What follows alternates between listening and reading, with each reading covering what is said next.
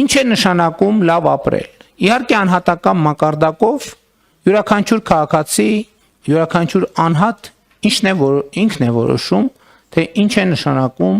լավ ապրել։ Դիոգենես օրինակ ապրում էր տակառի մեջ, որովհետև համարում էր, որ դա է կյանքի կատարյալ ձևը, բայց սա էլ առանձնահատուկ դեպքերն են, եւ կարծում եմ, որ մենք պետք է ձևակերպենք լավ ապրել ինչ է նշանակում, եւ քանի որ մեր կառավարության խոսույթում մարդու երջանկությունը առանձնահատուկ տեղ է զբաղեցնում, կարծում եմ պետք է նաև ձևակերպել ինչ է նշանակում լավ ապրել լինում է նշանակում եմ կարծիքով լինել երջանիկ, իսկ երբ է անհատը երջանիկ։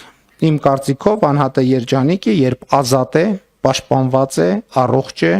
ստեղծագործ է,